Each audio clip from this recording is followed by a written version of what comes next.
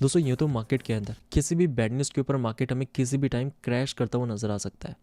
लेकिन हाल ही के अंदर 48 आवर्स में जो मार्केट के अंदर हमें क्रैश देखने मिला, इस क्रैश के टाइम पर ज़्यादातर लोग जो कि अपने फ़ंड को ज़ीरो कर चुके हैं, ज़्यादातर लोग जो कि यहाँ पर लिक्विडेट हो चुके हैं। अब यहाँ पर इस क्रैश के पहले जहाँ पर जो भी इन्वेस्टर्स अपने पोर्टफोलियो के अंदर लॉस में थे, ज़्यादातर लोगों ने क्या किया, अपने लॉस को रिकवर करने के लिए फ्यूचर्स के अंदर ट्रेड ओपन करना शुरू किया। और फ्यूचर्स वालों को यहाँ पर लास्ट 48 आवर्स के अंदर ऐसा कोई यहाँ पर ट्रेडर नहीं होगा जो कि लिक्विडेट नहीं हुआ। हर एक यहाँ पर ट्रेडर को मार्केट लिक्विडेट कर चुका है। आप कितना यहाँ पर फंड एलोकेट करेंगे, कितना अपनी पोजीशन को या लिक्विडेशन रेंज को नीचे लेकर जाएंगे, हर एक व्यक्ति को मार्केट यहाँ पर लिक्विडेट कर चुका है। And one of the liquidation जो कि हमें हिस्ट्री के अंदर इस प्रकार की लिक्विडेशन बहुत कम टाइम पर देखने मिले हैं, जहाँ पर मार्केट के अंदर सभी लोगों को मार्केट लिक्विडेट कर चुका है। यूजुअली क्या होता है कि अगर हमें लिक्विडेशन देखने मिली है तो कुछ ऐसी पोजीशन होती है जो कि काफ़ी टाइम पहले की ओपन हुई होती है, जिन्हें यहाँ पर लॉन्ग टाइम के लिए होल्डर्स होल्ड करके रखे होते हैं। लेकिन इस क्रैश के अंदर ऑल्ट कॉइन्स अपने नवंबर के लॉस के नीचे आ चुके हैं। एक एक दिन के अंदर हमें ऑल्ट कॉइन्स में 40 से 50% का क्रैश देखने मिला। तो अगर किसी व्यक्ति ने 2x लेवरेज पर भी पोजीशन बनाकर रखी होगी तो उसे भी मार्केट ने नहीं छोड़ा। अब यहाँ पर इस बात का ध्यान रखें, अगर आप स्पोर्ट के अंदर भी टाइम पर लॉस में चल रहे हैं 40, 50, 60% के ऊपर, तो इस टाइम के अंदर अगर आप अपने स्पोर्ट होल्डिंग को उन सभी ट्रेडर के साथ कंपेयर करते हैं जो कि यहाँ पर अपने फंड को लिक्विडेट करवा चुके हैं मार्केट के इस फेज के अंदर, जहाँ पर उनके पास फंड नहीं है मार्केट में इन्वेस्ट करने के लिए।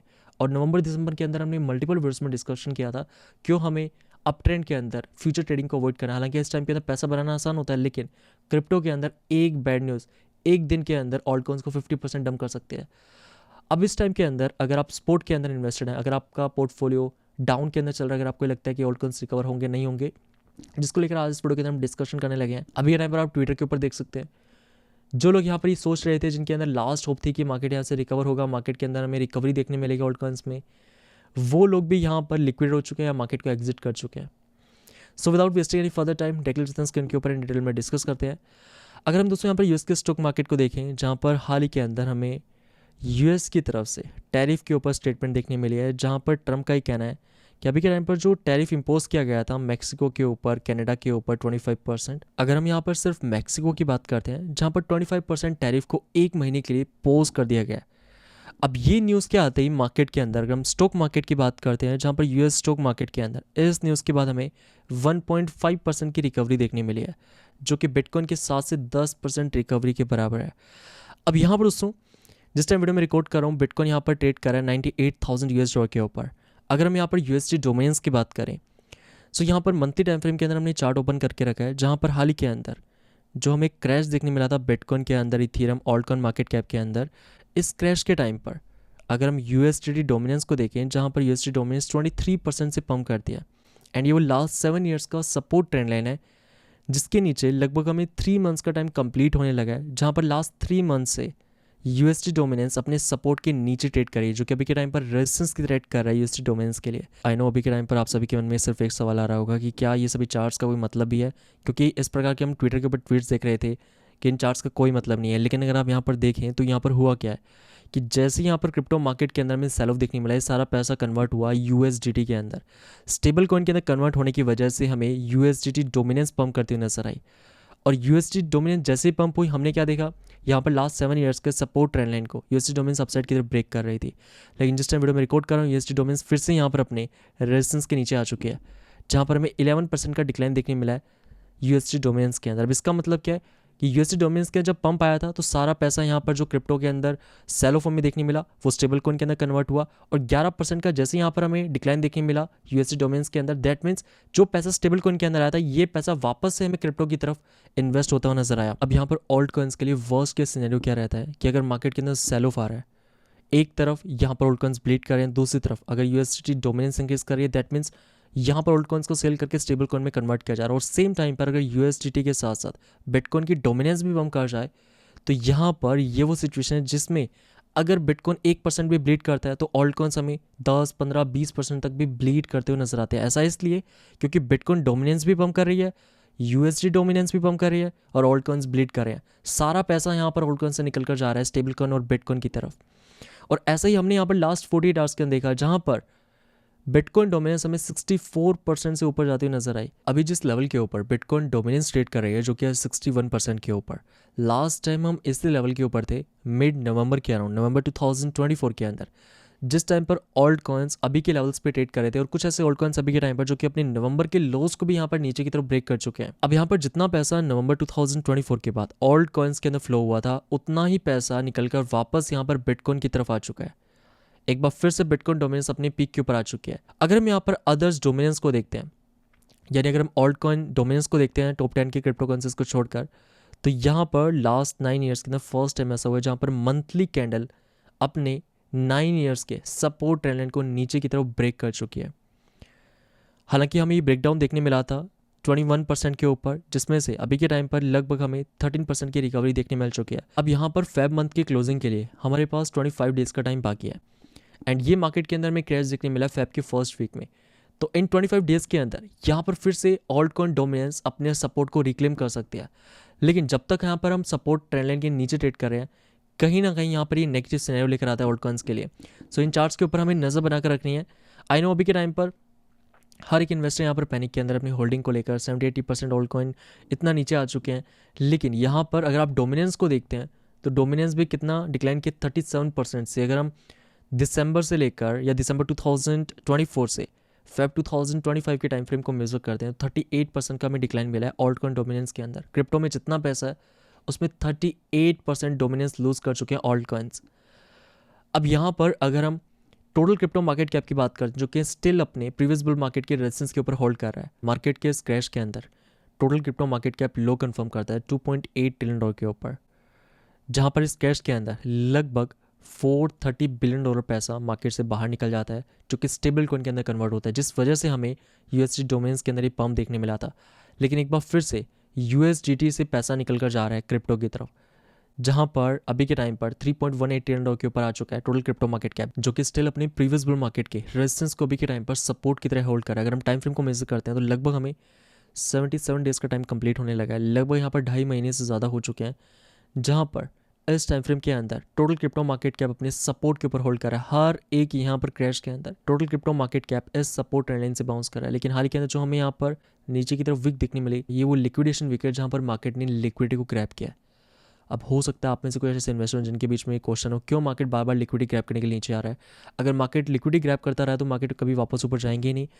अब यहाँ पर मार्केट के अंदर देखो, कोई भी अगर फंड आ रहा है, कोई बैड न्यूज़ आ रही है, तो मार्केट मेकर्स को यहाँ पर एक मौका मिल जाता है मार्केट को नीचे ले जाने का। अब यहाँ पर अगर आप स्पोर्ट के अंदर इन्वेस्टेड हैं, एक बार के लिए आपका पोर्टफोलियो नीचे जा सकता है 30% 40%, लेकिन जब मार्केट रिकवर होगा तो आपका यहाँ पर पोर्टफोलियो फिर से यहाँ पर रिकवर होता आपको नजर आएगा। लेकिन अगर एक बार आपकी पोजीशन जीरो हो जाती है, अगर आपका फंड लिक्विड हो जाता है, तो आप वापस से मार्केट के अंदर इन्वेस्ट नहीं कर सकते। दोस्तों इस सीजन के अंदर जितने भी होल्डर्स ने अपनी होल्डिंग को हर एक फंड के अंदर बनाकर रखा था, वो यहाँ पर मार्केट के क्रैश के अंदर लिक्विडेट हो चुके हैं, मार्केट को एग्जिट कर चुके हैं। लेकिन स्टिल यहाँ पर टोटल क्रिप्टो मार्केट कैप अपने इंपॉर्टेंट सपोर्ट टैलेंट को होल्ड कर रहा है।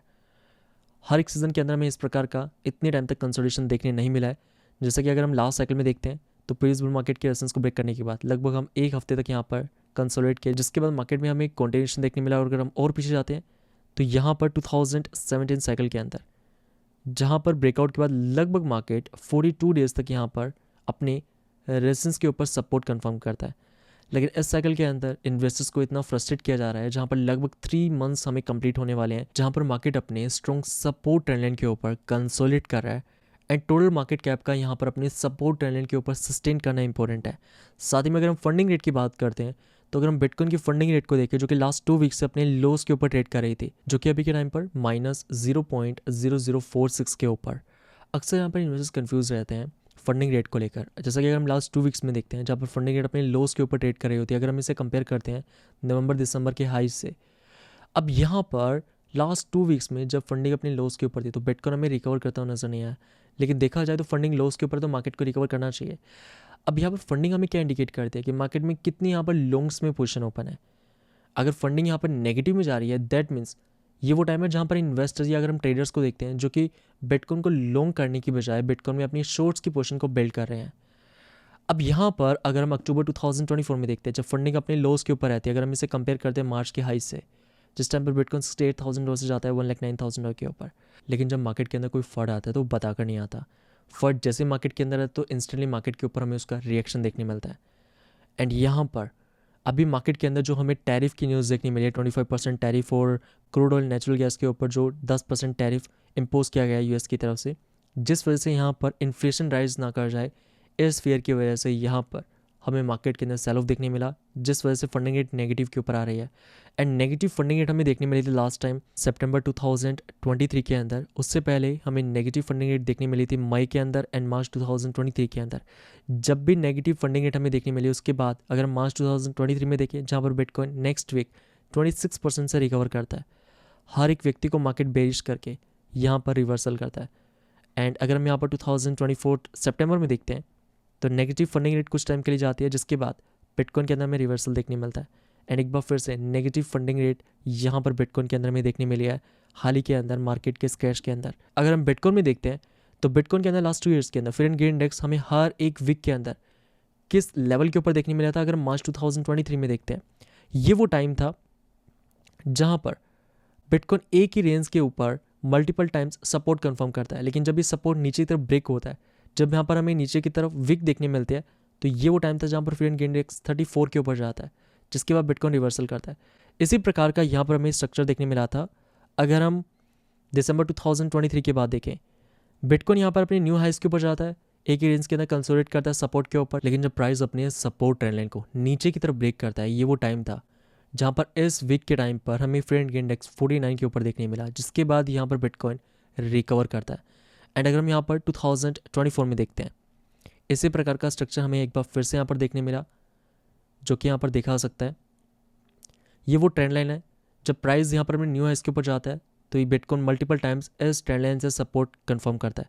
लेकिन जब ये सपोर्ट नीचे की तरफ ब्रेक होता है, तो ये वो टाइम था जहाँ पर फेयर एंड गेयर इंडेक्स 20 के ऊपर जाता है। हर एक व्यक्ति मार्केट के अंदर फियर के अंदर रहता है, जिसके बाद प्राइस के अंदर हमें रिवर्सल देखने मिलता है। अगर हम करंट सिचुएशन में देखें तो हाल ही के अंदर बिटकॉइन अपने न्यू हाइस को कंफर्म करता है, जिसके बाद ये वो सपोर्ट ट्रेंड लाइन है जिसके ऊपर multiple times bitcoin support confirm करता है। एंड इस सपोर्ट ट्रेंड लाइन को मल्टीपल टाइम्स इस बार बिटकॉइन नीचे की तरफ ब्रेक करता है। एंड ये वो वीक है जो कि हमें सेकंड वीक के अंदर देखने मिली थी जैन के अंदर। एंड हाल ही के अंदर एक बार फिर से हमें प्राइस नीचे की तरफ एक बार के लिए सपोर्ट को ब्रेक करता हुआ नजर आया, लेकिन फिर से यहाँ पर हमें बाउंस देखने मिला।